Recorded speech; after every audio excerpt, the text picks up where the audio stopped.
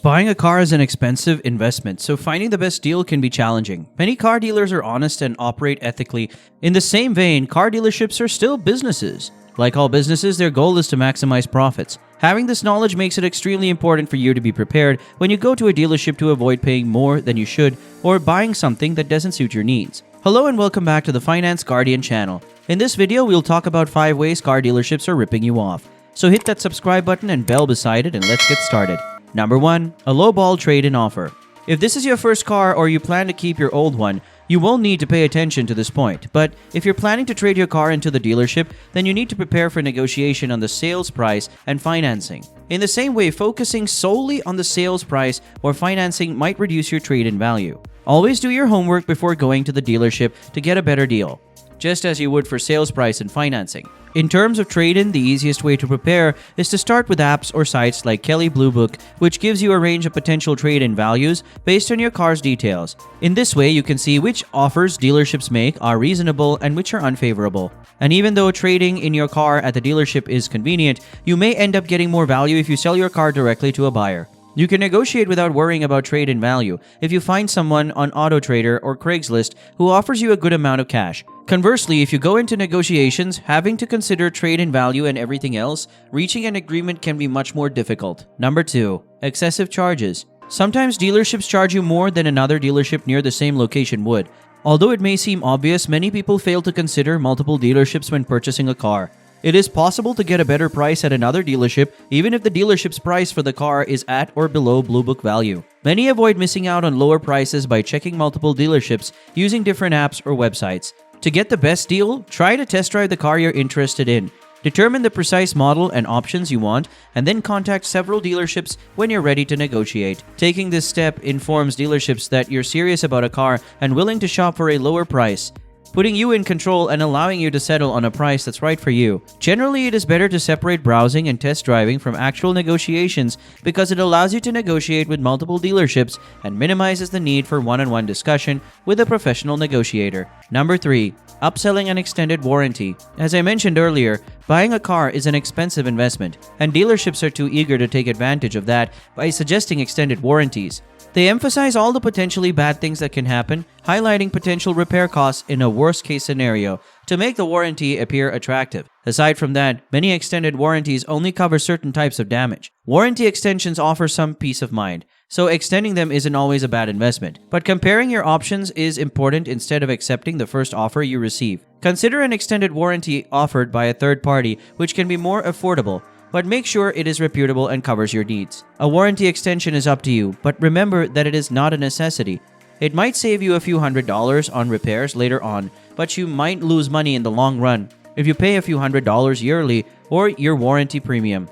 Investing your money in a savings account would be more cost-effective rather than paying a warranty premium. For example, if you have a 3-year warranty on your new car and have $50 every month, you'll accumulate $1,800 by the end of the warranty. Doing this can ensure you have money to cover repairs instead of losing it in years when you don't need it. It is possible that you won't be fully covered if something goes bad, but that is part of the inherent risk. If you aren't confident that you can handle the cost of repairs in a worst-case scenario, it is wise to avoid that option, even if it means potentially losing money on warranty payments. Warranty providers, however, usually win that bet more often than they lose. So in the end, you're paying for a peace of mind you get from knowing you're covered. Ultimately, it's up to you to make an informed decision about extended warranties after considering both sides. Number 4. Additional fees.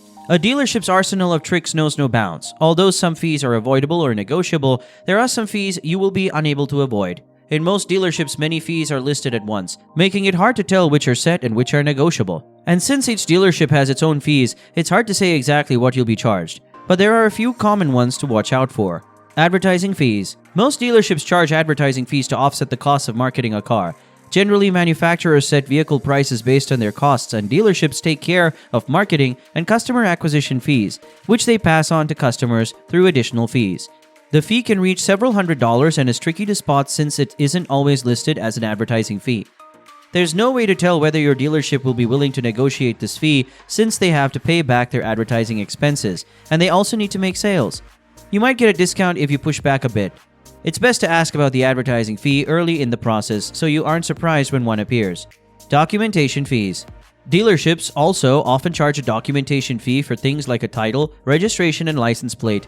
They will likely charge a flat rate or a percentage of the sale price for these afterthoughts since they take time and money on the part of the dealership. There has been considerable criticism of documentation fees due to their unfairness and arbitrary nature, which led to several states regulating documentation fees at dealerships. In California, for example, dealerships are only allowed to charge up to $65 unless they participate in the Business Automation Partner Program, in which case they are allowed to charge up to $80. Make sure you research your area's regulations to tell if the dealership is overcharging you. Market adjustment fees. Many dealerships charge a market adjustment fee. In cases where the demand for a new car is much higher than the supply, car dealers often increase the price by charging market adjustment fees. Market adjustment fees are the dealer's bet that they will be able to find a buyer. If you want a popular car but can't afford the additional price, they will wait for someone who can. You may be able to negotiate this fee in some cases, but the dealership might need to be more motivated to accommodate you based on market conditions. Destination fees. Some dealerships charge a delivery, preparation, or destination fee, similar to the shipping charge on an online order. As dealers need the money to transport cars to their dealerships, this fee is difficult to negotiate. Typically, this fee has to be verified beforehand and factored in when comparing prices. Number 5. Providing unfavorable financing. Cash is sometimes an option when buying a new car, which can be great. If you can get a low interest rate, consider financing and then investing the money you would have spent on the car. You can also argue that you shouldn't buy new cars altogether.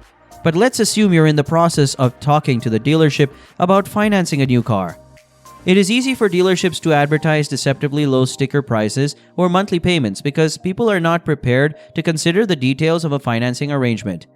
During this stage of buying a car, you should look out for salespeople who know how to emphasize and downplay numbers. If you want to avoid financing issues, you shouldn't go into the negotiating process blind. In the same way you would separate a test drive from price negotiations, you should also separate financing discussions from price negotiations, since dealerships will try to get you to finance with them. When it comes to these financing negotiations, you can improve your leverage by shopping around upfront or obtaining pre-approval for an auto loan before you walk into the dealership. With approval from one or more lenders, you can pressure dealerships into giving you better terms. Choosing an outside lender over a dealership can actually be better because it allows you to skip the negotiations over financing. And you could also consult a professional for tips and tricks to watch out for. Have you experienced any of these car dealership ripoffs? Let us know in the comment section below. We hope you enjoyed this video, and if you did, please hit that like button. If you're new around here, subscribe to our channel to remain updated about all our future videos. We'll see you next time.